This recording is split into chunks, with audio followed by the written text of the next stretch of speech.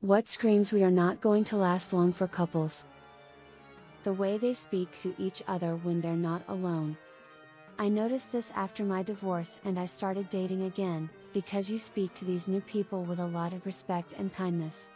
Then we'd get around married couples and they'd saw awful things to each other in nasty snappy tones, and it was jarring. Fast forward 10 years and all those couples I noticed doing that are divorced now. When one person wants to fix the other. If your relationship is a repair project, you didn't fall in love with who they are. You fell in love with what you want them to be. When both make the atmosphere so uncomfortable when you are in their house. Walking on eggshells around your partner in terms of what you can and can't say.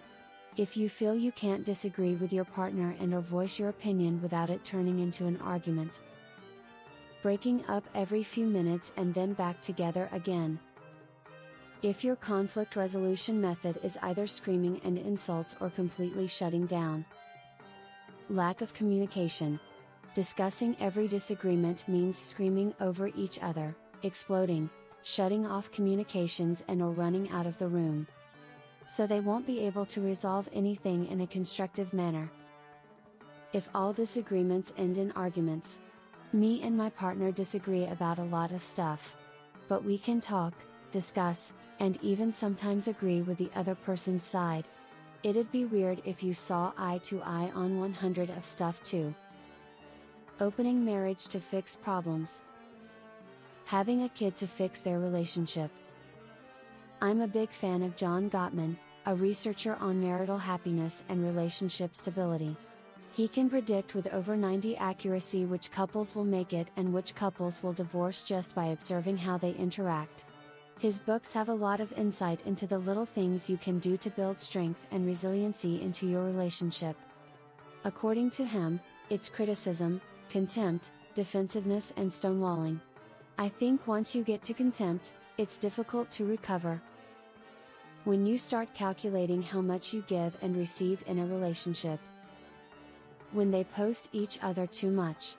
I get the occasional pic together, but when you full-on document every little thing, it just comes across as wanting to prove your relationship to other people because you are insecure. Usually me. Based on a study of relationship survivability, the number of negative events versus positive events. You need 5 to 1 positive moments for a relationship to succeed. Joint Facebook account. I heard eye rolling is the most common sign of eventual relationship failure. It shows contempt, which is poison to any type of bond. Constant arguing. Why is constantly arguing normalized? Just arguing all the time. Doesn't matter what about. These things should not be public. When one of them posts a giant story on some dating advice sub, when the answer is almost always, you need to talk to your partner about this. It'll be the most mundane thing being blown out of proportion. I can't stand when my GF chews with her mouth open. What can I do to make her stop? Should I install a limiter on her jaw so she can't open up as wide? Should I call her mom and tell her she didn't raise her daughter right? Did you tell her? No.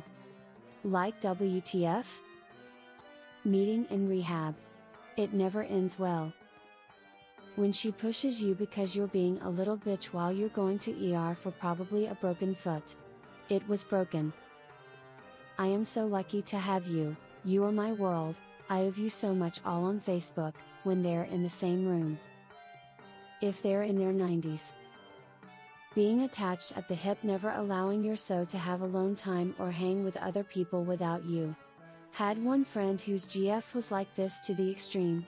They spent every day and waking moment together for the first 3 months of their relationship due to her always demanding to be with him, never allowing him any alone time. Usually it comes from a place of insecurity. They lasted 3.5 months and she went full rage crazy when they broke up. If they argue in public. So much resentment and agitation they don't care who sees hears. They both cheated to be with each other. Being suspicious and jealous of everything each other do. Every time one partner answers a phone call, the other insists on knowing who it was and why. Make each other keep location services on at all times so they know the other isn't going somewhere they shouldn't. Stuff like that. If one of them just left a long-term relationship and suddenly they're posting pics of a new partner all over their socials. They don't like you. It's not for you. A coworker got married. He and his wife never stopped partying separately with their friends. He would come to work and tell the same clubbing stories he told before he even met his wife. Some of us had a secret bet on how long it would last. Surprise, surprise, both cheated on each other and they filed for divorce before their first wedding anniversary. I bet 6 months. They made it 10 months before filing. We're literally the same person. Opening up the relationship after years of monogamy.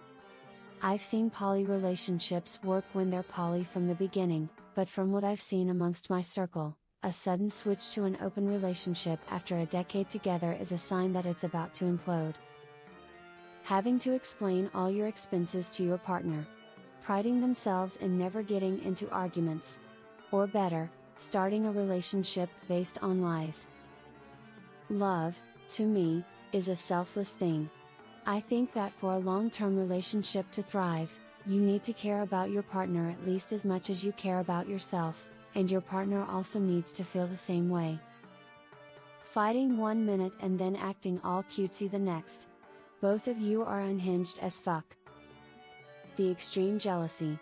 The jealous one probably the one will commit breakup things. Shared Facebook account. One-sided relationships. Nothing like being in a relationship with someone who shows no emotion towards you or is totally fine without you in their lives in the slightest. God, I need to leave my relationship. Relationships that start in dubious circumstances. You can roll a turd in glitter, but it's still shitty at the core, and things that are born in shit tend to drown in it. People are gonna hate me for saying this one, but I'm yet to see a successful open relationship. Not really having a honeymoon period and bickering a lot from the beginning. You should never start a relationship with somebody you cannot relax with. Consistent small arguments early on in the relationship. Paragraph-long Instagram captions about the ups and downs of the relationship. The lows are low, but the highs are so high. Statistically, a really expensive wedding.